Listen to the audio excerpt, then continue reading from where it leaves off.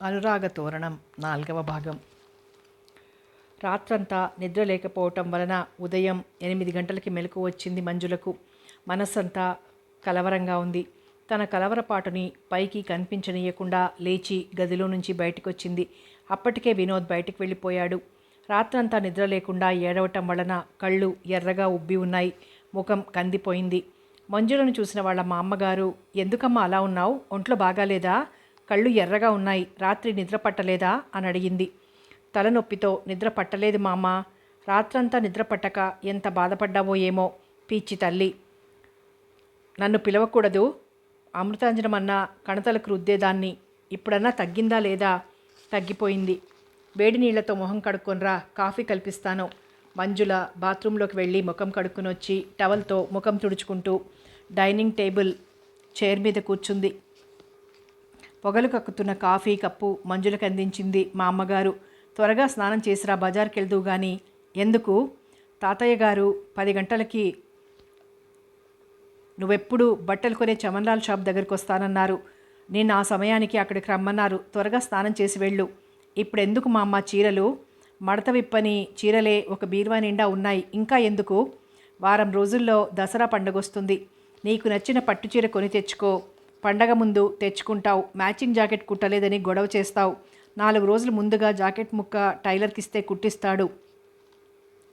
నాకిప్పుడు పట్టుచీర కొనుక్కోవాలని లేదు. అసలు పట్టుచీరలు కట్టుకోవటం అంటేనే నాకు చిరాకు అంది విసుగ్గా మంజుల. చీరలు వద్దనే ఆడపిల్లను నిన్నే చూశాను. పెళ్ళి కావాల్సిన దానివి. 25 పట్టుచీరలన్నా లేకపోతే ఎలా? అన్ని చీరలు ఒక్కసారి కొనాలంటే కుదురుతుందా? అవకాశం ఉన్నప్పుడల్లా కొనుక్కోవాలి. నీదంతా చాదస్తమ్మా అమ్మ. తాతయ్య గారి దగ్గర పోరు పెట్టి నెలకి చీరల కింద 400 ఖర్చు పెట్టిస్తావు. ఆ డబ్బు బ్యాంకులో వేసుకుంటే అవసరానికి ఉపయోగపడదు. చిరాగ్గా ముఖం పెట్టి అంది. మా అమ్మగారు ఆశ్చర్యంలో కళ్ళు పెద్దవి చేశారు. నిన్ను చేసుకునేవాడు సుఖపడతాడు రేపు నీకు పెళ్ళైన తర్వాత.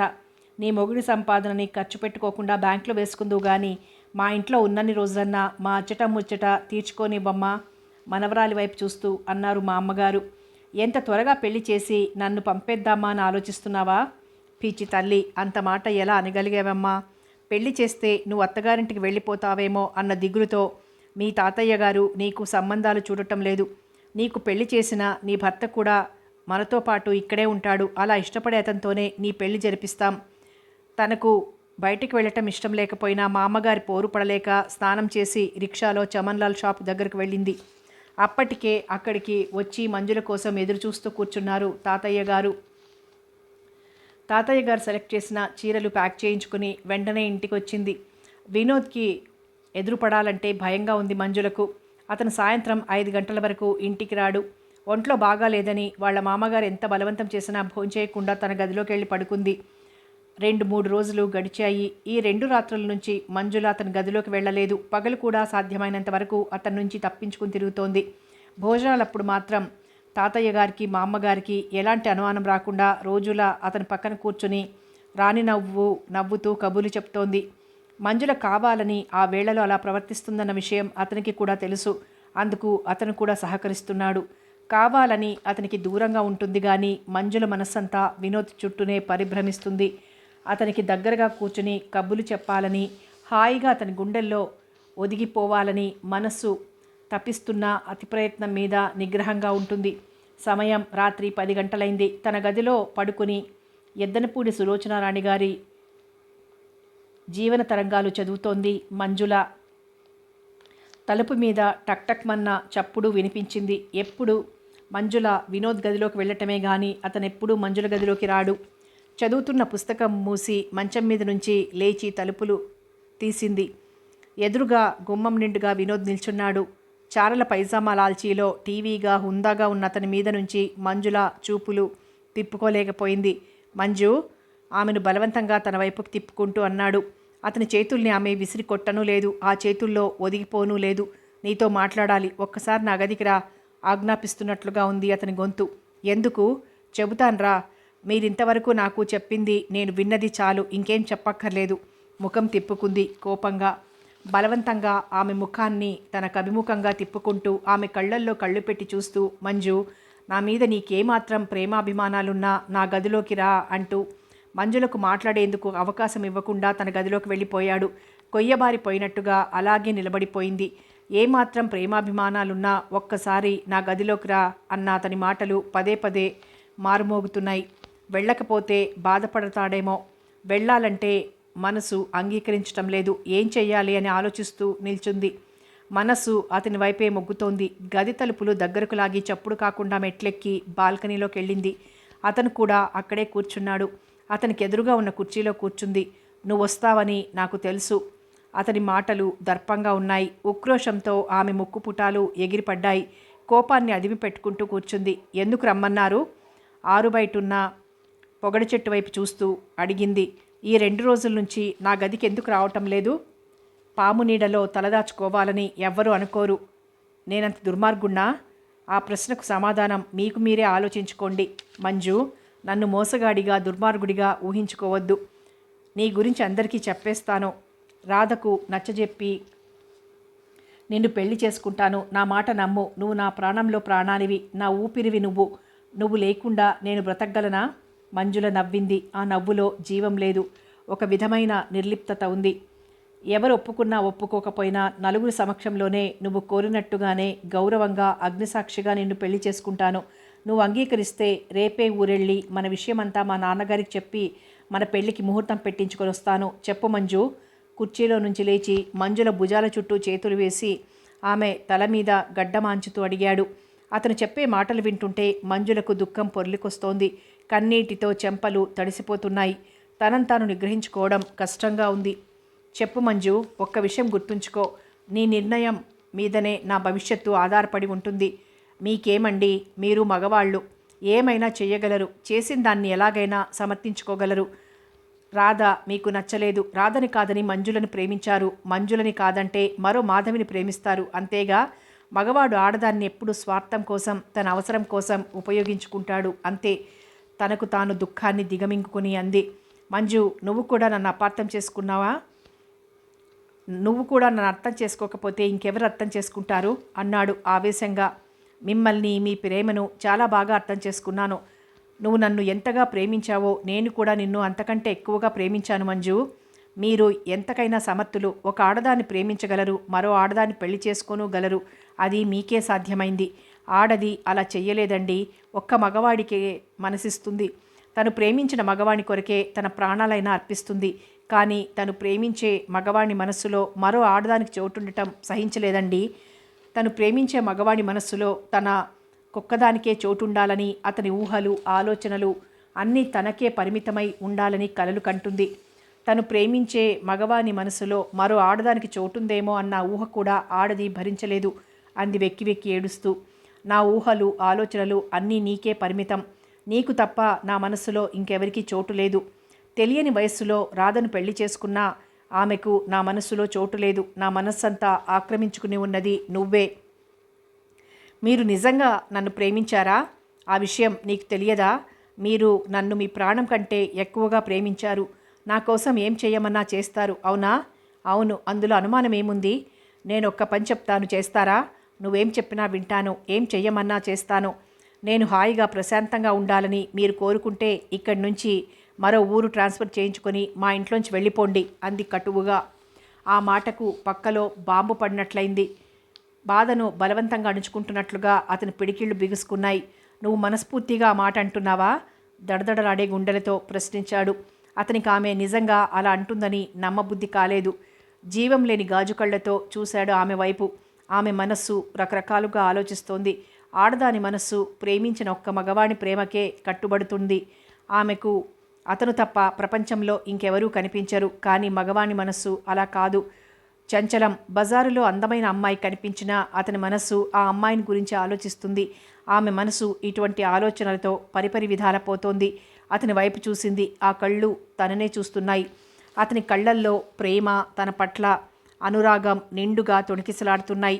అతన్ని చూస్తున్న కొద్దీ మంజుల గుండెల్లో దుఃఖం సుడులు తిరుగుతోంది. అమ్మ, నాన్న, రాధ అందరూ నా జీవితంతో ఆడుకున్నారు. మంజు, జీవితం మీద, భవిష్యత్తు మీద విరక్తిని పెంచుకున్న నేను నీ చల్లని స్నేహంలో, నీ ప్రేమలో సేద తీర్చుకున్నాను. ఆవేశంతో నువ్వు కూడా నా జీవితంతో ఆడుకోవద్దు మంజు. నువ్వు నాకు కావాలి. నువ్వు లేకపోతే నేను బ్రతకలేను. నాకు నువ్వు, నీకు నేను, అంతే. ఈ ప్రపంచంతో, ఈ మనుష్యులతో సంబంధం లేకుండా మనిద్దరం హాయిగా ఎటైనా వెళ్ళిపోదాం. అమృతం చిందే మీ తీయని మాటలతో నన్నింకా మోసం చేయాలని ప్రయత్నించకండి. ఈ ఊబిలో నుంచి ఎలా బయటపడాలా అని నేను ఆలోచిస్తుంటే మీరింకా ఊబిలోకి లాగాలని చూస్తున్నారా? పళ్ళ బిగువన దుఃఖాన్ని ఆపుకుంటూ అడిగింది కోపంగా. అద్దం మీద దుమ్ము పేరుకుపోయి ఉన్నప్పుడు ప్రతిబింబం కూడా మసకగా కనిపిస్తుంది. అలాగే మనసు వికలంగా ఉన్నప్పుడు ఆలోచనలు కూడా వక్రంగానే ఉంటాయి. మనసు కుదుటపరుచుకొని ఆలోచించు. నేను నిర్దోషిని అన్న విషయం నీకే అర్థమవుతుంది. మీరు చాలా నిజంగా నటించగలరండి. మీలాగా నటించడం నాకు చేత కాదు. దయవుంచి మా ఇంట్లోంచి ఈ ఊర్లోంచి వెళ్ళిపోండి. మీరు నాకు నచ్చజెప్పాలని ప్రయత్నించడం వృధా శ్రమే అవుతుంది. మీరు 10 రోజుల లోపల మా ఇంట్లోంచి వెళ్ళకపోతే ఆ తర్వాత నా శవానికి దహన సంస్కారాలు కూడా చూసి వెళుదురుగాని అంది ఆవేశంగా. మంజు, ఆ పిలుపు మంజుల హృదయాన్ని చీల్చేలా ఉంది. నేను వెళ్ళిపోతే నువ్వు ప్రశాంతంగా ఉండగలవు అనుకుంటే తప్పకుండా వెళ్ళిపోతాను మంజు. కానీ ఒక్క విషయం గుర్తుంచుకో. నువ్వు నన్ను అర్థం చేసుకుని నాతో పెళ్లికి అంగీకరిస్తే ఏ క్షణమైనా నిన్ను పెళ్లి చేసుకోవడానికి సిద్ధంగా ఉంటాను. వినోద్ కళ్ళల్లో నీళ్లు నిలిచాయి. అతని కన్నీరు తుడిచి అతన్ని ఓదార్చాలనిపించింది మంజులకు. ఆ భావం ఒక్క క్షణమే. అంతలోనే కోపం ఆ భావాన్ని తుడిచేసింది. ఆమె కన్నీళ్లు ఆమె చెంపల్ని తడుముతున్నాయి. ఇదే నీ తుది సమాధానమా మంజు? అవును అంటూ కన్నీటితో మనసు మెలిపెడుతున్న బాధతో అతని ముందు కూర్చోలేక ఒక్క ఉదుటున అక్కడి నుంచి వెళ్ళటానికి లేచింది. తను ఉపేక్షిస్తే ఆ క్షణం జారిపోతే మంజుల తనకు దూరం అవుతుందేమో అన్న భయంతో మెరుపులా ఆమె చెయ్యి పుచ్చుకొని బలవంతంగా తన వైపుకి లాక్కున్నాడు.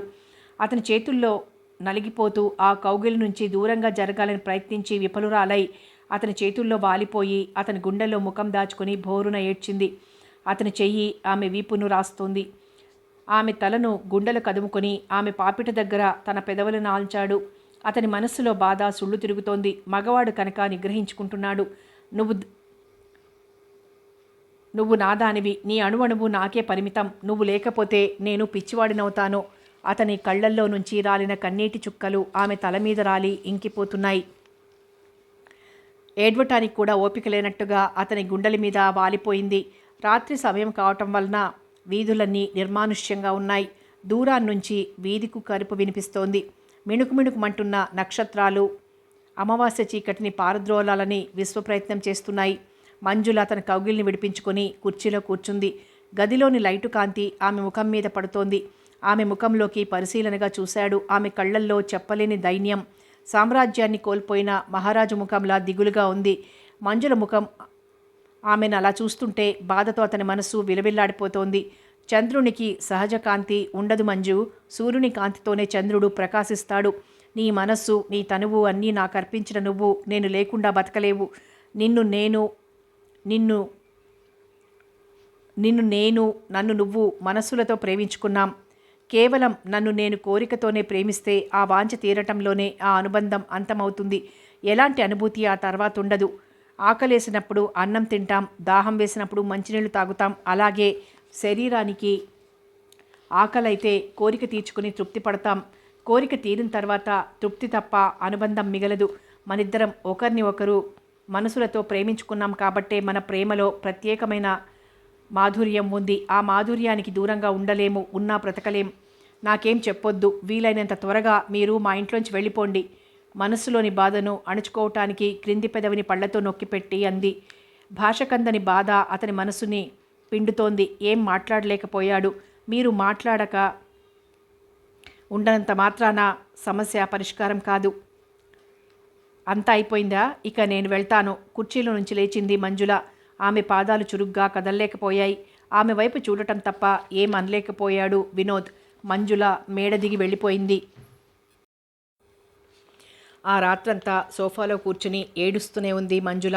వినోద్ కూడా నిద్రపోలేదు. సిగరెట్ మీద సిగరెట్ కాలుస్తూ అలాగే కూర్చున్నాడు. ఉదయం అలవాటు ప్రకారం నిద్రలేచి తన కార్యక్రమాలన్నీ ముగించుకొని 8 గంటలకి ఆఫీస్కి వెళ్ళిపోయాడు. అప్పటికింకా మంజుల నిద్రలేవలేదు. ఆఫీస్లో పని ఎక్కువగా ఉండటం వలన వినోద్ ఇంటికి వచ్చేసరికి రాత్రి 9 గంటలైంది. ఇల్లంతా నిశ్శబ్దంగా ఉంది. మంజుల గదిలో లైటు వెలగటం లేదు. హాల్లో కూడా ఆమె అలికిడి వినిపించటం లేదు. ఎందుకో ఆ నిశ్శబ్దం భయాన్ని కలిగించింది వినోద్కి. రాత్రి 10 గంటలు దాటితే గాని మంజు నిద్రపోదు. 9 గంటలకే ఆమె గదిలో లైటు తీసేసుందేమిటి? ఒంట్లో బాగోలేక పడుకుందా, లేక నా గదిలో ఉందా అనుకుంటూ మెట్లెక్కి తన గదిలోకెళ్ళి లైట్ వేశాడు. ఆ గదిలోనూ లేదు. టేబుల్ మీద భోజనానికి కావలసినవన్నీ సర్దిపెట్టి ఉన్నాయి. భోజనం కూడా చెయ్యాలనిపించక బట్టలు మార్చుకుని పడుకున్నాడు. ఆ రోజంతా మంజుల కనిపించకపోయేసరికి అతనికి మనస్సంతా కలవరంగా ఉంది. ఉదయం 7 గంటలకి టిఫిన్ తినటానికి డైనింగ్ టేబుల్ దగ్గరకు వచ్చాడు వినోద్. మంజుల కనిపించలేదు. మా అమ్మగారిని అడగాలంటే సంకోచంగా ఉంది. తనకెంతో ఇష్టమైన జీడిపప్పుతో చేసిన ఉప్మాను కూడా తినలేకపోయాడు. ప్లేట్లోని ఉప్మాను స్పూన్తో కెలుకుతూ కూర్చున్నాడు. అది గమనించిన మా అమ్మగారు, ఏమిటి బాబు, జీడిపప్పు ఉప్మా నీకెంతో ఇష్టంగా, తినవేం, రుచిగా లేదా అడిగారు మా అమ్మగారు ఆప్యాయంగా. ఒంట్లో బాగాలేదు మామగారు. ఉప్మా తినకుండానే డైనింగ్ టేబుల్ ముందు నుంచి లేచాడు. వినోద్ వరండాలోకి వచ్చేసరికి అక్కడే కూర్చొని పేపర్ చూస్తున్న చౌదరి గారు వినోద్ని చూసి, రావోయ్ రా కూర్చో అన్నారు, చదువుతున్న పేపర్ మడిచి టీపాయ్ మీద పెడుతూ. వినోద్ ఆయనకి ఎదురుగా ఉన్న సోఫాలో కూర్చున్నాడు. ఏమిటి ఈ మధ్య ఆఫీస్ నుంచి ఆలస్యంగా ఇంటికి వస్తున్నావు? మనిషివి కూడా చిక్కినట్టుగా కనిపిస్తున్నావు. ఒంట్లో బాగుండటం లేదా? ఆఫీస్లో 4 రోజుల నుంచి పని ఎక్కువగా ఉందండి, అందుకే ఆలస్యం అవుతోంది. అప్పుడే ఆఫీస్కి వెళ్ళటానికి తయారయ్యావా? లేదండి, 9 గంటలకు వెళ్తాను. ఎందుకు, ఏమైనా పనుందా? పనేం లేదు. మీరింకా స్నానం చేయలేదనుకుంటాను. షాప్ తెరిచే టైం అవుతోందిగా. ఈరోజు ఎక్కడికి వెళ్ళను. ఎందుకని, ఒంట్లో బాగాలేదా? ఆయన వైపు పరిశీలనగా చూస్తూ అడిగాడు వినోద్. ఒంట్లో బాగానే ఉంది. మంజు కనిపించకపోయేసరికి ఏ పని చెయ్యాలన్నా తోచటం లేదు. వినోద్ గుండెలు దడదడలాడాయి. మంజు ఎక్కడికి వెళ్ళింది అడిగాడు ఆతృతగా. ఎంత చెప్పినా వినకుండా హైదరాబాద్ వెళ్ళింది. అక్కడ మా తమ్ముడున్నాడు. జడ్జిగా రిటైర్ అయి అక్కడే ఇల్లు కొనుక్కొని ఉంటున్నాడు. కాలేజీకి సెలవులు ఇచ్చిన ప్రతిసారి సెలవులు అన్ని రోజులు హైదరాబాద్లో ఉంటుంది. మంజులను పంపించన్నయ్యా అని వాడెన్ని ఉత్తరాలు రాసినా మంజుని చూడకుండా ఒక్కరోజు కూడా ఉండలేక ఇన్ని రోజుల నుంచి పంపించలేదు. మంజుల కూడా ఎప్పుడు వెళ్తాననేదే కాదు. నిన్న ఉదయం మా తమ్ముడొచ్చాడు. హైదరాబాద్ చూసొద్దు గాని రామ్మ అనగానే అలాగే తాతయ్య గారు అంటూ బయలుదేరింది. నేను వద్దంటే మళ్ళీ వాడెక్కడ బాధపడతాడో అని నేను మాట్లాడలేదు. నిన్న సాయంత్రం ట్రైన్లో ఇద్దరూ కలిసి వెళ్ళారు. అది వెళ్ళి 2 రోజులు కూడా కాలేదు. నాకైతే 2 యుగాలు అయినట్టుగా ఉంది. షాపుకు కూడా వెళ్ళబుద్ధి కావటం లేదు. మతిపోయినట్టుగా ఉంది. ఆ మాటతో వినోద్కి నవనాడులు కుంగిపోయాయి. మనసులో తుఫాన్ రేగింది. గుండెలు బద్దలు చేస్తున్న బాధతో మళ్ళీ ఎప్పుడొస్తుంది అని అడిగాడు. తెలియదు, 1 నెలుంచుకొని పంపిస్తానన్నాడు. ఈ నెల రోజులు ఎలా ఉండాలో దాన్ని చూడకుండా అర్థం కావటం లేదు అన్నారు చౌదరి గారు దిగులుగా. మంజుల తన నుంచి దూరంగా ఉండాలని కావాలనే హైదరాబాద్ వెళ్ళిందన్న విషయం వినోద్కి అర్థమైంది. బాధతో అతని గొంతు పూడుకుపోయినట్లుగా మాట్లాడలేకపోయాడు. 4 రోజులుండి రమ్మని లెటర్ రాయండి, మీ లెటర్ చూడగానే వచ్చేస్తుంది మిణుకుమంటున్న ఆశతో సలహా ఇచ్చాడు వినోద్. హైదరాబాదు, ఆ పరిసర ప్రాంతాలు అన్నీ తిరిగి చూడాలనుకుంటున్నా. నేను వెళ్ళగానే రమ్మని లెటర్ రాసి నా సరదా పాడు చేయొద్దు. నేను నెల రోజుల వరకు రానని చెప్పి వెళ్ళింది. దానికి మా తమ్ముడు వంతపాట. ఎక్కడకు వెళ్ళనివ్వకుండా మీ దగ్గరే అట్టిపెట్టుకుంటే రేపు పెళ్ళైన తర్వాత ఒక్కసారిగా మీకు దూరంగా ఉండగలుగుతుందా? ఇప్పటి నుండి అలవాటు చెయ్యాలి కానీ అంటూ వెళ్ళటానికి సరదా పడుతుంది కదా అని కాదనలేకపోయాను అన్నారు చౌదరి గారు దిగులుగా. మా అమ్మగారు 2 కప్పులతో కాఫీ తెచ్చి ఇద్దరికీ చెరో కప్పు ఇచ్చి చౌదరి గారి పక్కన సోఫాలో కూర్చుంటూ, ఈయన వాలకం చూడు బాబు, మంజుల వెళ్ళి 2 రోజులు కాలేదు, అప్పుడే దాని మీద బెంగ పెట్టుకున్నారు.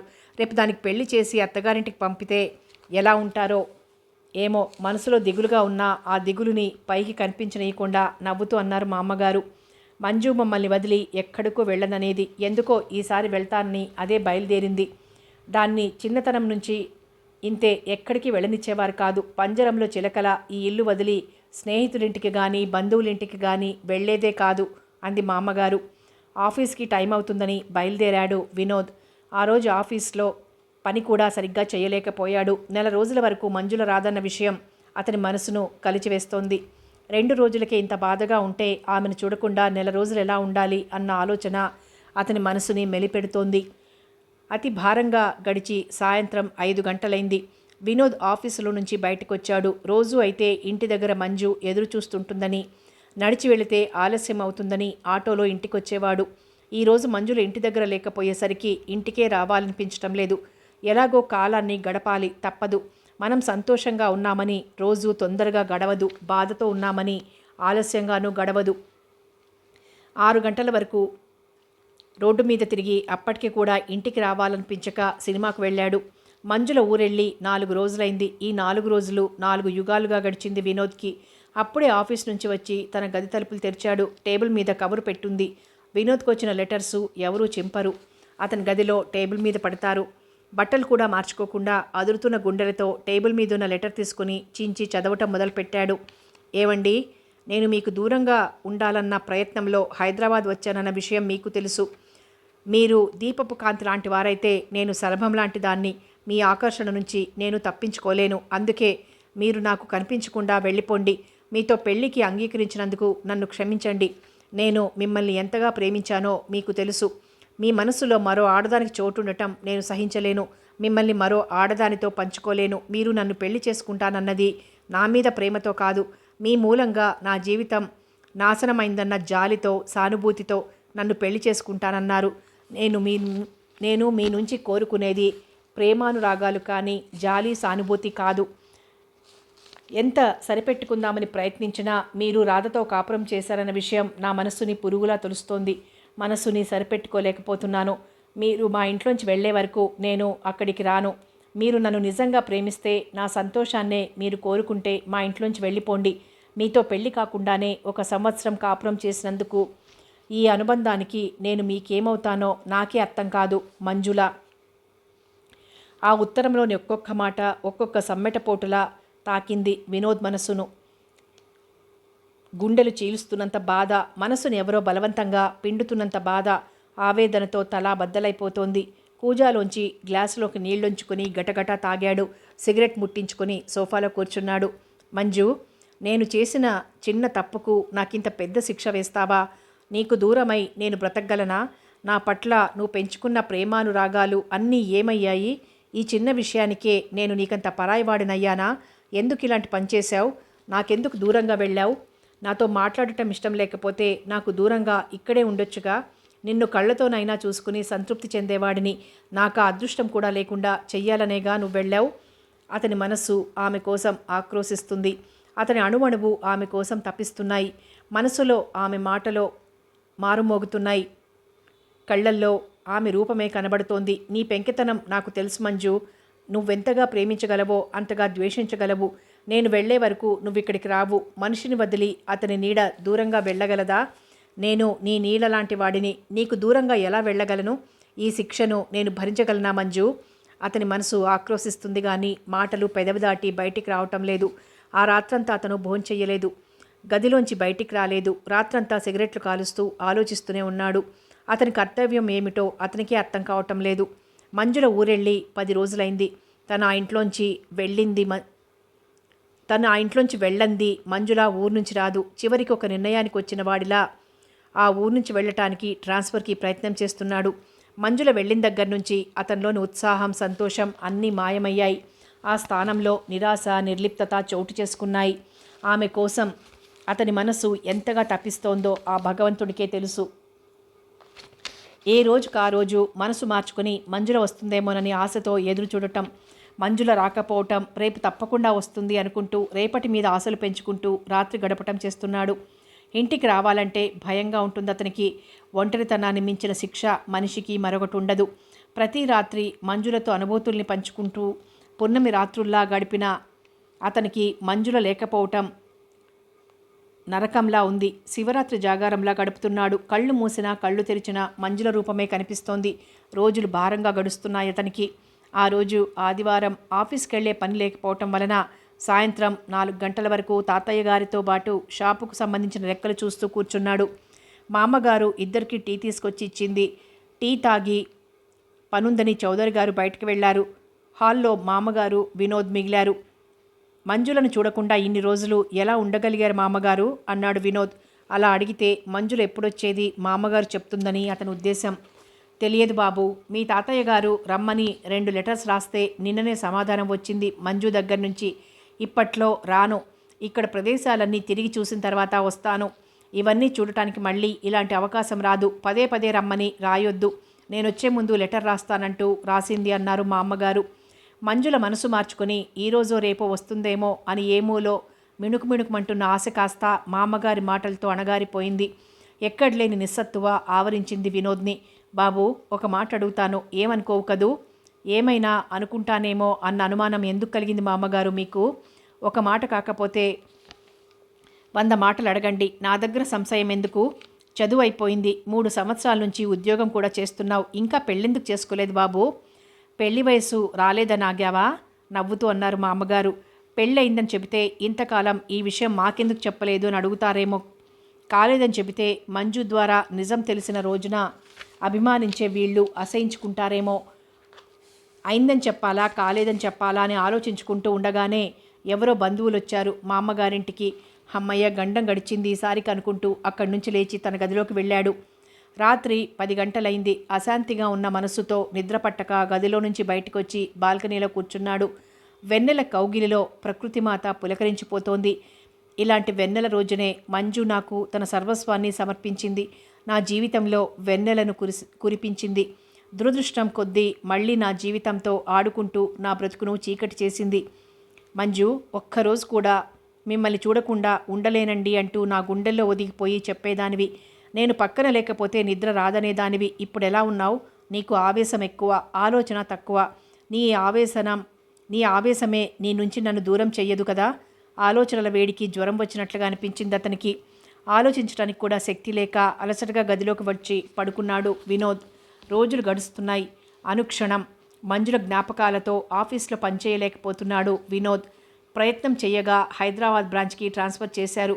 4 రోజుల్లో అక్కడ జాయిన్ కావాలి. ఆ విషయమే తాతయ్య గారితో మా అమ్మగారితో చెప్పాడు. ఆ వార్త వినగానే షాక్ తిన్నట్లుగా కొయ్యబారిపోయారు ఆ భార్యాభర్తలు. 5 నిమిషాల వరకు వాళ్ళిద్దరికీ మాట పెగల్లేదు. ముందుగా తేరుకున్న చౌదరి గారు, నువ్వు చెప్పేది నిజమేనా బాబు అన్నారు. నిజమేనండి, ఇక్కడి నుంచి వెళ్ళటం నాకు కూడా ఇష్టం లేదు, కానీ వెళ్ళటం తప్పనిసరైంది. ఈ 4 సంవత్సరాల నుంచి నన్ను కన్న కొడుకులా ఆదరించారు. మీ రుణం ఈ జన్మలో తీర్చుకోలేను. ఈ ఇంటికి నాకు ఏదో అవినాభావ సంబంధం ఉన్నట్లుగా ఇక్కడి నుంచి వెళ్ళాలంటే దిగులుగా ఉంది. బాధను అణుచుకోవటానికి క్రింది పెదవిని పళ్లతో నొక్కిపెట్టి అన్నాడు.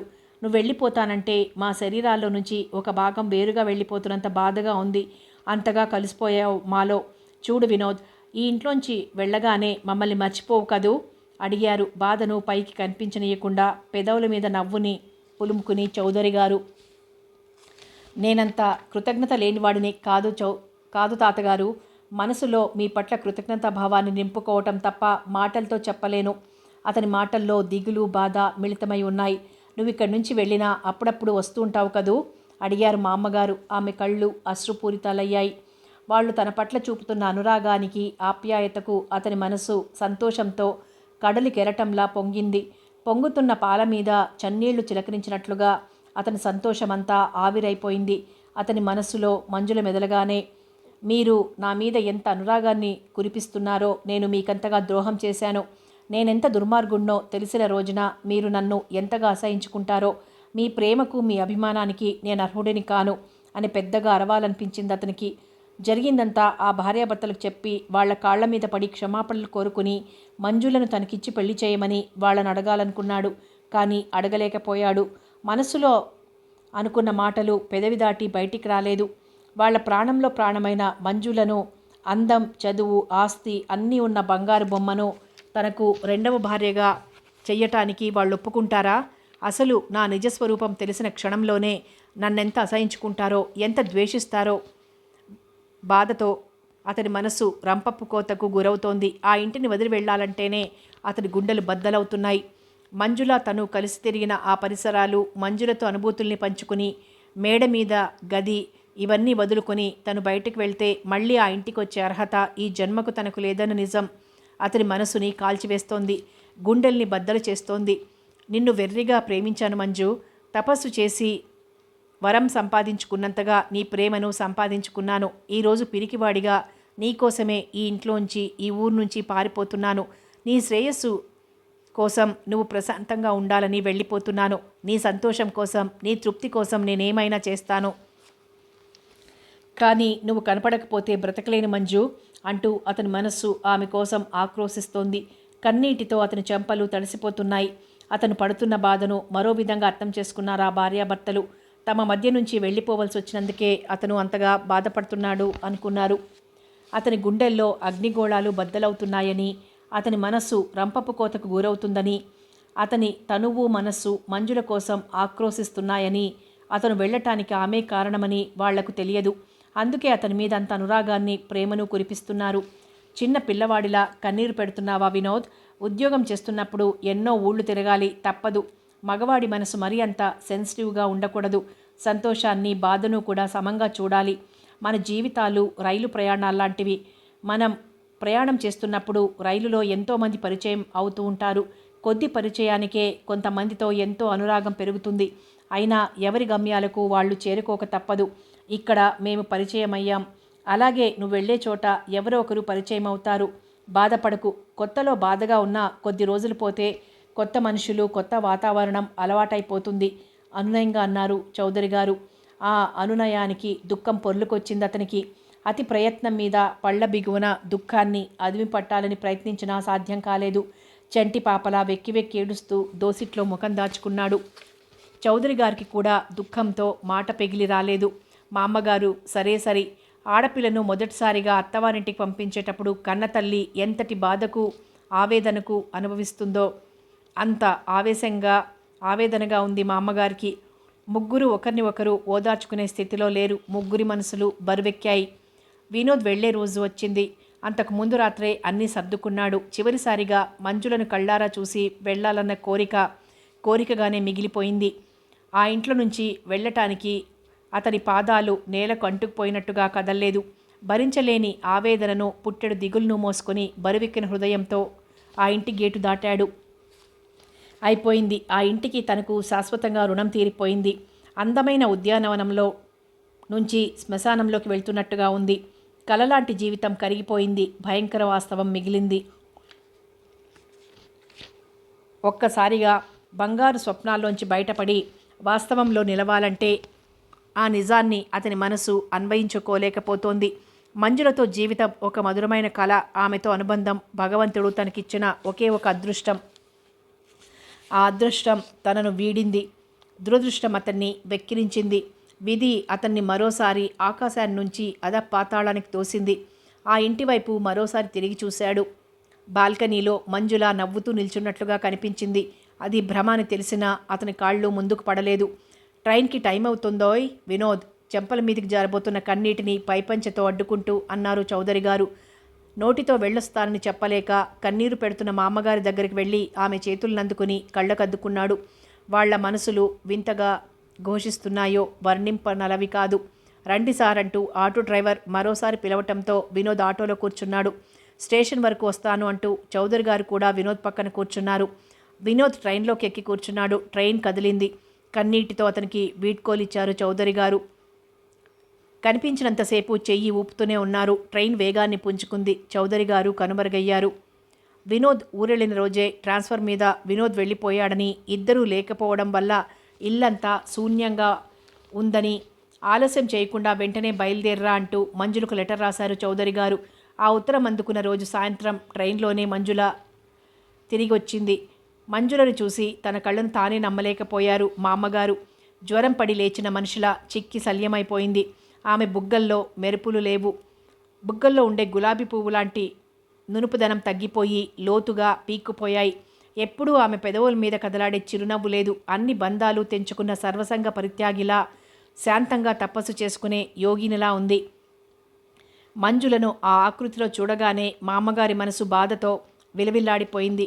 మంజుల వైపు చేతులు చాచింది. చిన్న పాపాయిలా ఆ చేతుల్లో ఒదిగిపోయింది మంజుల. ఊహ తెలిసిన తర్వాత మొదటిసారిగా మా అమ్మ ముందు ఆమె చేతుల్లో ఒదిగిపోయి బావురుమంది. మా అమ్మగారు మంజుల వీపును చేత్తో నిమురుతూ, ఇలా చిక్కిపోయావేమిటమ్మా, ఒంట్లో బాగాలేదా? మంజుల ముఖాన్ని తదేకంగా చూస్తూ తనకు అభిముఖంగా తిప్పుకుని ఆమె కన్నీళ్లను పైట చెంగుతో తుడుస్తూ అన్నారు మా అమ్మగారు. ఒంట్లో బాగానే ఉంది మామ, మిమ్మల్ని వదిలి ఉండలేక ఎంత బాధపడ్డానో, అందుకే ఇలా తయారయ్యాను. మనసులో సుళ్ళు తిరుగుతున్న బాధను పైకి కనిపించనీయకుండా జాగ్రత్త పడుతూ అబద్ధాన్ని అందంగా చెప్పింది. వద్దన్న కొద్దీ వెళ్ళావు, చూడు ఎలా తయారై వచ్చావో. అసలు ఎందుకు వెళ్ళావమ్మా? మా మీద బెంగతో అక్కడే ఎందుకున్నావు? వెంటనే బయలుదేరి రాలేకపోయావా? ప్రేమగా మందలిస్తూ అన్నారు తాతయ్య గారు. చిన్న తాతయ్య గారు, బలవంతం చేస్తే ఉన్నాను. అదీగాక మిమ్మల్ని చూడకుండా ఎన్ని రోజులుండగలనో చూద్దామని ఉన్నాను. 4 వారాలుండేసరికి పిచ్చెక్కినట్లయింది. బయలుదేరి వచ్చేశాను. రాణి నవ్వుని బలవంతంగా పెదవుల మీదకి తెచ్చుకుంటూ అంది మంజుల. అయ్యో పిచ్చి తల్లి, అనవసరంగా ఊరెళ్ళి నువ్వు బాధపడుతూ మమ్మల్ని బాధ పెట్టావు. ముందు స్నానం చేసిరా, నేను కాఫీ కలుపుకొస్తాను. మా అమ్మగారు వంటగది వైపు వెళ్లారు. మంజుల బాత్రూం వైపు వెళ్ళింది. వినోద్ నిష్క్రమణతో మంజుల శూన్యమైపోయింది. ఆ కాంపౌండ్లో ఎటు చూసినా ఆమె కళ్లకు వినోద్ రూపమే సాక్షాత్కరించేది. రాత్రైతే చాలు అతను చేతులు చాచి తన కౌగిలిలో ఇమిడిపొమ్మని పిలుస్తున్నట్లుగా అనిపించేది. నిన్ను మర్చిపోవటం సాధ్యం కాదు నాకు. నా మనసులోంచి నీ రూపం చెరిగిపోదు. నా జీవన వీణ అపశృతి పలికినా నా మానస వీణ అపశృతి పలకదు. ఆ వీణను నువ్వు తప్ప ఇంకెవ్వరూ మీటలేరు. శారీరకంగా నేను నీకు దూరంగా ఉన్నా మానసికంగా నువ్వు నాలోనే నిలిచి ఉన్నావు. నీ జ్ఞాపకాలను నెమరు వేసుకుంటూ ఈ జీవితాన్ని గడపగలను అనుకున్నాను. నువ్వు దూరం అయిన తర్వాత అర్థమైంది నేను నిన్నెంతగా పెనవేసుకుపోయానో. ఒక మానును పెనవేసుకుపోయిన లతలా ఆ మాను ఆధారంతో ఆకులు పువ్వులు తొడిగి కళకళలాడుతున్న సమయంలో ఆ లతను మాను నుంచి వేరు చేస్తే ఆ లత బ్రతకగలదా? ఆకులు రాల్చి ఎండిపోతుంది. నేను అంతే. యాంత్రికంగా రోజులు గడుపుతోంది మంజుల. ప్రతిరోజు అతని జ్ఞాపకాలను నెమరు వేసుకుంటూ రాత్రిళ్ళు కన్నీటితో దిండును తడుపుతుంటుంది. అతనికి దూరంగా నేనెలా బ్రతకాలి? కొన్ని వందల సార్లు తనను తాను ప్రశ్నించుకుంటుంది. ఆ ప్రశ్నకు ఆమె దగ్గర సమాధానం లేదు. రోజులు గడిచిపోతున్నాయి. మంజుల కళ్ళల్లో పూర్వపు కాంతి లేదు. కళ్ళ చుట్టూ నల్లటి గీతలు చోటు చేసుకున్నాయి. వినోద్కు దూరంగా ఉండగల మనస్థైర్యం లేదు. రోజు రోజుకు చిక్కిపోతున్న మంజులను చూస్తుంటే మా అమ్మగారికి తాతయ్య గారికి గుండెలు బద్దలైపోతున్నాయి. వారానికి ఒక పెద్ద డాక్టర్ చేత చూపిస్తున్నారు. ఎన్ని మందులు వాడినా ప్రయోజనం లేకపోయింది. తమలో తాము కుమిలిపోవటం తప్ప ఆ ముసలి దంపతులు చెయ్యగలిగిందేం లేకపోయింది. ఒకరోజు సాయంత్రం 4 గంటల సమయంలో మంజుల బాల్కనీలో కూర్చుంది. గేటు తెరుచుకుని లోపలికొస్తున్న వినోద్ కనిపించాడు.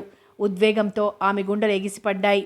పెదవులు సన్నగా కంపించాయి. పాదాలు నేలకంటుకుపోయినట్టుగా కుర్చీలో నుంచి లేవలేకపోయింది. కనుదృష్టికి నీటి తెరలు అడ్డుపడుతుంటే అతని వైపు ఒకసారి చూసి చరచరా మెట్లు దిగొచ్చి తన గదిలోకెళ్ళి తలుపులు మూసుకుంది. అతను సూట్ కేస్ కింద పెట్టి వరండాలో ఉన్న సోఫాలో కూర్చున్నాడు. ఆమె తిరస్కారానికి అతని మనసు ముక్కలైంది. హృదయం తీవ్రంగా గాయపడింది. బాధగా నిట్టూర్చాడు. ఆమెను చూడాలని ఎంత ఆశగా పరిగెత్తుకుంటూ వచ్చాడో అంత నిరాశ ఎదురైంది. భాషకందని బాధ అతని మనసుని మెలిపెట్టింది. బాధను పళ్ల బిగువును అదిమి పెడుతూ అలసటగా సోఫాలో వెనక్కి వాలి కళ్ళు మూసుకున్నాడు. అర్ధగంట గడిచింది. మంజుల గది తలుపులు తెరవలేదు. అతను అలాగే కూర్చున్నాడు. అప్పటికి గుర్తొచ్చింది మంజులకు. తాతయ్య గారు మా అమ్మగారు పక్క వీధిలో జరుగుతున్న తాతయ్య గారి స్నేహితుని కూతురి పెళ్లికి వెళ్లారన్న విషయం. తలుపులు తెరుచుకొని బయటకొచ్చింది. సోఫాలో కణతలు నొక్కుంటూ కూర్చున్న వినోద్ని చూడగానే జాలేసింది మంజులకు. బావున్నారా? అతనికి ఎదురుగా ఉన్న సోఫాలో కూర్చుంటూ అడిగింది. ఉలికిపాటుగా కళ్ళు తెరిచి చూసిన అతను మంజులను చూసి ఆశ్చర్యపోయాడు. మానసికమైన వేదనతో నెల రోజులకే గుర్తుపట్టలేనంతగా మారిపోయింది. గులాబీ పువ్వుల సుకుమారంగా అందంగా ఉండే మంజు ఇలా తయారైందేమిటి? నా మీద బెంగతోనే ఇలా తయారైంది అంటూ మంజు ఇలా కావటానికి నేనే కారణం అనుకుంటున్నాడు తనలో తను. అతన్ని చూస్తూ హుందాగా టీవీగా బలిష్టంగా ఉండే ఆయన ఇంత చిక్కిపోయారేమిటి? నన్ను చూడకుండా ఆయన ఉండలేరు. ఆవేశంతో నేను తొందరపడ్డానేమో. నేను ఆయన్ని ఇంటి నుంచి తరిమేయకుండా ఉండవలసింది. నేనెంత అసహించుకున్నా, ఎన్ని మాటలన్నా ఆయనకు నా మీద కోపం లేదు. ఎంత ప్రేమ లేకపోతే ఆయన నన్ను చూడటానికి వస్తారు? ఆయన చూపేదంతా నటన, చేసేదంతా మోసం. ఆయన మూలంగా కదూ నా బ్రతుకు ఇలా బండలైంది. చచ్చానో బ్రతుకున్నానో చూడటానికి వచ్చాడేమో. అతని పట్ల ప్రేమతో నిండి ఉన్న ఆమె మనసుని కోపమనే కారుమేఘం కమ్మింది. దాంతో కసి, ద్వేషం ఒక్కసారిగా వెల్లువలా పొంగాయి. చాలా కాలం వియోగం తర్వాత కలుసుకున్న భార్యాభర్తల్లా ఆర్తిగా చూస్తున్నాడు మంజుని. అతని చూపుల్లో చూపులు కలిపితే తన నిగ్రహం సడలిపోతుందేమో అన్న భయంతో తలదించుకుంది. ఆమె చూపులు కిందికి వాలాయి. మంజు లాలనగా మృదువుగా పిలిచాడు. దుఃఖంతో కనులు వర్షిస్తుంటే, పెదవులు వణుకుతుంటే పలకటానికి ఆమె గొంతు పూడుకుపోయి మాట పెగిలి రాలేదు. మంజు మరోసారి పిలిచాడు మృదువుగా. ఆ పిలుపులోని లాలన ఆమె హృదయంపై పన్నీటి జల్లు కురిపించింది. ఇంకా నా మీద కోపం పోలేదా మంజు? అడిగాడు మృదువుగా. అతని మాటల్లో ఆమె పట్ల అనురాగం వెల్లివిరుస్తోంది. అతని చూపుల్లో ప్రేమ తొణికిసలాడుతోంది. ఆ ప్రేమకు, ఆ అనురాగానికి మంజుల మనసు ద్రవించిపోతోంది.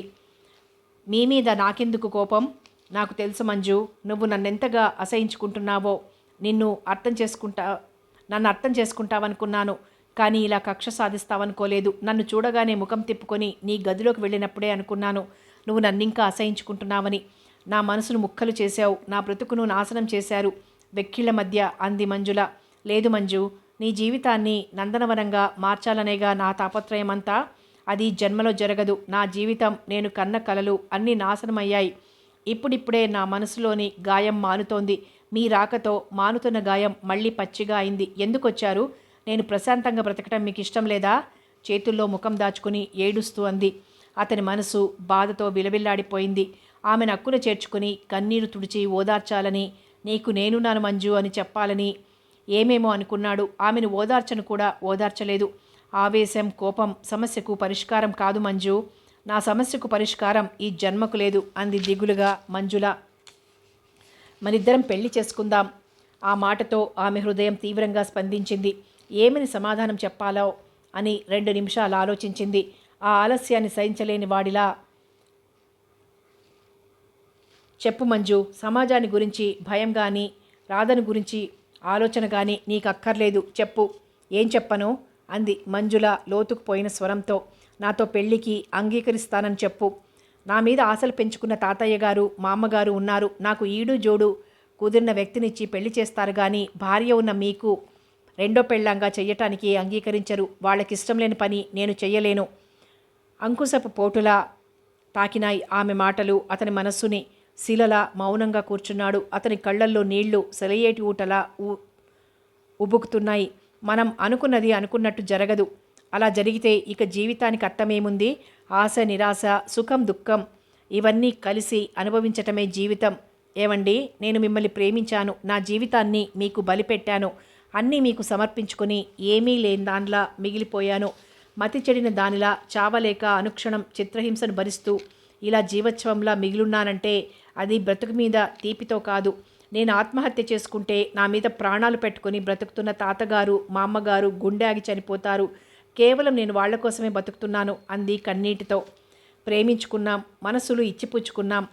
మొదటే నీతో నిజం చెప్పకుండా దాచి పొరపాటు చేశాను. అంత మాత్రాన నీ మనస్సు మారుతుందని, ఆ చిన్న పొరపాటే నా జీవితగతిని మారుస్తుందని ఊహించలేకపోయాను మంజు. నా పొరపాటును క్షమించి నాతో పెళ్లికి అంగీకరించు. అతని బాధను దాచుకుంటున్నట్లుగా అతని నుదుటి మీద నరాలు ఉబ్బాయి. ఇప్పటి వరకు మీరు నాకు చేసిన మేలు చాలు. ఇంకా నా బ్రతుకుతో ఆడకండి. నా జీవితాన్ని నవ్వుల పాలు చేయొద్దు. దయచేసి ఇంకెప్పుడు మా ఇంటికొచ్చి నా మనసులోని గాయాన్ని కెలకొద్దు. కన్నీటి పొరల మధ్య అంది. ఎంతసేపు నీ ధోరణి నీదే గాని నా మాట వినిపించుకోవేం? కావాలని నిన్ను మోసం చెయ్యలేదని ఎన్నిసార్లు చెప్పినా అర్థం చేసుకోవేం? అతని మాటల్లో విసుగు, కోపం చోటు చేసుకున్నాయి. నీలాంటి పిరికి వాళ్ళు సుఖపడలేరు, తన వాళ్లను సుఖపెట్టలేరు. అసలు నీలాంటి పిరికి వాళ్ళు ప్రేమించటానికి అర్హులు కాదు. ఇప్పుడు అర్థమైంది. నువ్వు నన్ను ప్రేమించలేదు. నా అందానికి ఆకర్షింపబడ్డావు. మోజు తీరిపోయింది. అందుకే ఇంత మొండిగా తయారయ్యావు. మంజు, తుదిసారిగా అడుగుతున్నాను, చెప్పు. నాతో పెళ్లికి అంగీకరిస్తావా లేదా? ఒక్క విషయం ఆలోచించి సమాధానం చెప్పు. నాతో పెళ్లికి అంగీకరించకపోతే ఇదే మన చివరి కలయిక అవుతుంది. నా జీవితంలో ఇంకెప్పుడు నీకు కనిపించను. ఆ విషయాన్ని మనసులో పెట్టుకుని సమాధానం చెప్పు. మంజుల తల మీద పిడుగులు పడ్డాయి. భూమికి ఎదురుగా చీలి ఆ ప్రశ్నకు సమాధానం చెప్పకముందే తను అందులో కూరుకుపోతే బావుంటుందనుకుంది. ఇప్పుడేం చెప్పను? నా పరిస్థితుల ప్రభావమే, తాత్కాలిక కోపమే ఆ రోజు ఇంటి నుంచి పంపించింది అతన్ని. ఇప్పటి వరకు అతని కోపం రాలేదు. నేనెంత బాధపడుతున్నానో. నా హృదయం అంతా ఆక్రమించుకున్న అతని రూపం నన్ను నిద్రపోనియటం లేదు, తిండి తిననివ్వటం లేదు. ఇప్పుడు ఏమని సమాధానం చెప్పను? ఆమె మనసు అటు ఇటు ఊగిసలాడుతోంది. నువ్వు సమాధానం చెప్పలేవు మంజు. నాకు తెలుసు. నువ్వు నిజంగా నన్ను ప్రేమిస్తే నేను చేసిన పొరపాటు క్షమించేదానివి.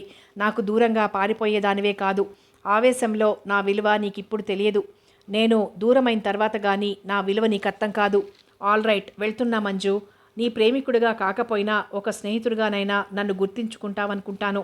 మంజులకు మాట్లాడేందుకు కూడా అవకాశం ఇవ్వకుండా సూట్ కేసు అందుకుని చరచర నడుచుకుంటూ గేటు దాటి వెళ్ళిపోయాడు వినోద్. అతను అలా వెళ్ళిపోతాడని ఊహించని మంజుల అవాక్కైపోయినట్టుగా అతను వెళ్ళిన వైపే చూస్తూ కూర్చుంది. అతని నిష్క్రమణ ఆమెకు మతిని పోగొట్టినట్లయింది. కన్నీరు చెంపలని తడుముతోంది. ఆమె కళ్ళు కాంతిని కోల్పోయాయి. కాలచక్రం తిరుగుతోంది. చౌదరి గారు మంజులకు సంబంధాలు చూస్తున్నారు. దేనితోనూ తనకు ప్రమేయం లేనట్టుగా బొమ్మలా స్పందన లేకుండా ఉంటుంది. మనిషి ఊహించిన సంఘటన జరిగినప్పుడు ఏమీ చెయ్యలేని నిస్సహాయ స్థితిలో విధిలీలా అని సరిపెట్టుకోవటం మానవ సహజం. ఒకరోజు షాప్ నుంచి వచ్చిన చౌదరి గారు మంజులతో మాట్లాడుతూనే హార్ట్అటాక్ వచ్చి హాస్పిటల్కి తీసుకెళ్లిన గంట కల్లా మరణించారు. పెళ్ళైన తర్వాత ఒక్కరోజు కూడా భర్త వియోగాన్ని ఎరగని మా అమ్మగారు భర్త మరణంతో పిచ్చిదాన్లా తయారై మనోవ్యాధితో మంచమెక్కింది. భర్త మరణించి 2 నెలలు నిండకముందే ఆమె కూడా భర్తను చేరుకుంది. అనాథగా మిగిలిన మంజులను హైదరాబాద్లో ఉన్న వాళ్ళ చిన్న తాతగారు ఆదుకున్నారు. మంజులను తనతో హైదరాబాద్ తీసుకెళ్లారు. గుంటూరులో నౌకరుగా ఉండే ఇంటినమ్మి గుంటూరులో చౌదరి గారుండే ఇంటినమ్మి ఆ డబ్బును మంజుల పేర బ్యాంకులో వేశారు. షాపు కూడా అమ్మేశారు. ఆ డబ్బుతో ఆ భార్యాభర్తల పేరుతో పేదలకి అన్నదానం చేశారు. మిగిలిన డబ్బును వాళ్ల పేరుతో అనాథాశ్రమానికి విరాళంగా ఇచ్చారు. మిగిలిన 2 బంగళాలను తెలిసిన వాళ్లకు అద్దెకిచ్చి ఆ డబ్బు ప్రతి నెల మంజులకు అందే ఏర్పాటు చేశారు. మంజుల చిన్నతాతగారికి ఒక్కడే కొడుకు. అతను డాక్టర్. భార్య పిల్లలతో అమెరికాలో ఉంటున్నాడు. తాతగారి భార్యకు క్యాన్సర్ వచ్చింది. చికిత్స నిమిత్తం ఆమె కూడా అమెరికాలో కొడుకు దగ్గర ఉంటుంది. ఆయన కూడా కొడుకు దగ్గరికి వెళ్దామనుకునేంతలో అన్నగారు వదినగారు చనిపోవటం, మంజుల బాధ్యత తను తీసుకోవలసి రావటంతో ఆగిపోయారు. ప్రాణం పెంచే ఇద్దరు 2 నెలల్లోపే మరణించటం, ప్రాణం కంటే ఎక్కువగా ప్రేమించిన వినోద్ దూరం కావటం, ఈ 2 సంఘటనలు మంజుల మనసు మీద బాగా దెబ్బతీశాయి.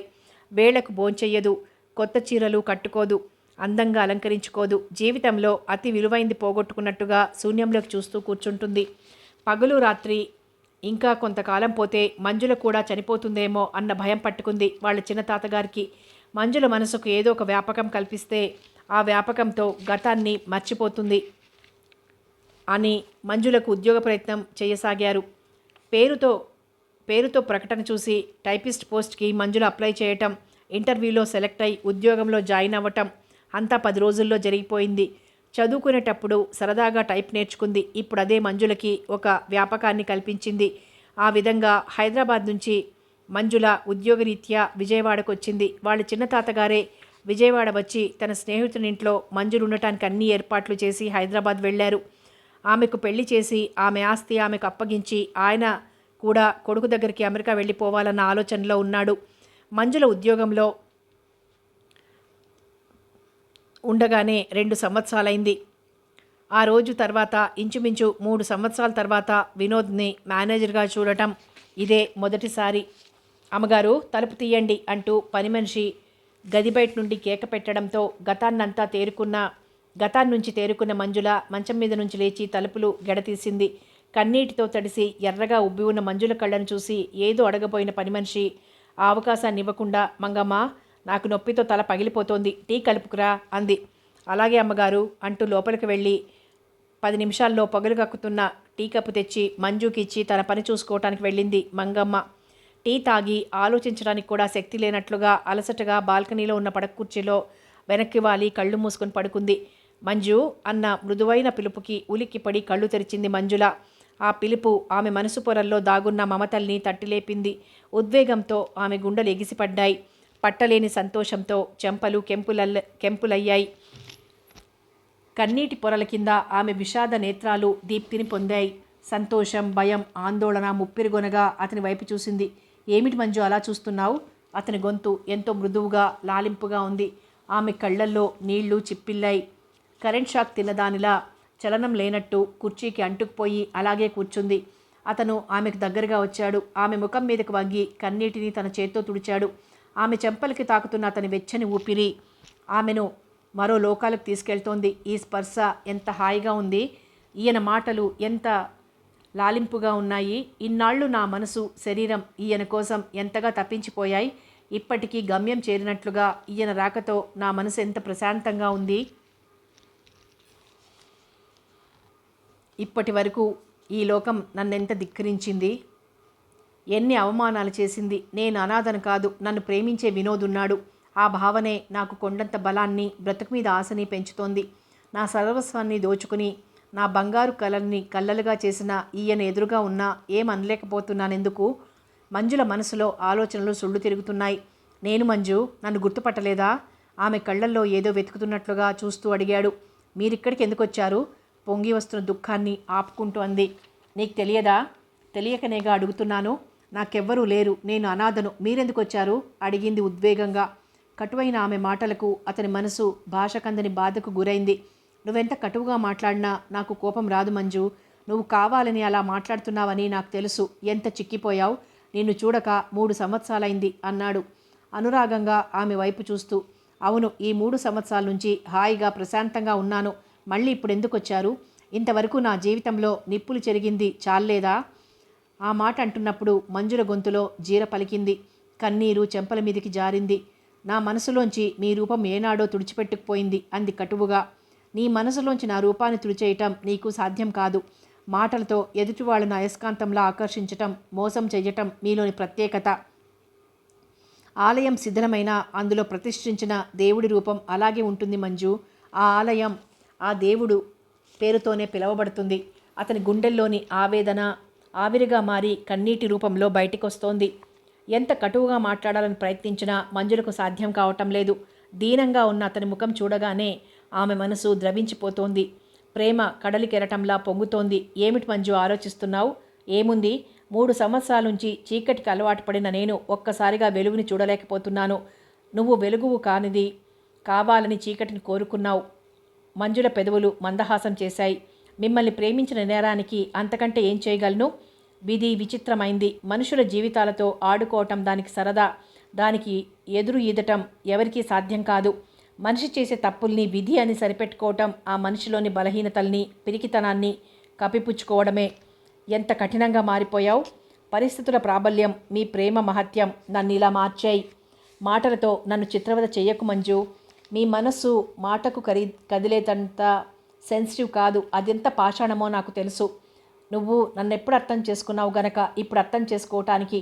మొదటి నుంచి నువ్వు నన్ను అర్థం చేసుకున్నట్లయితే మన బ్రతుకులు ఇలా మారేవే కావు.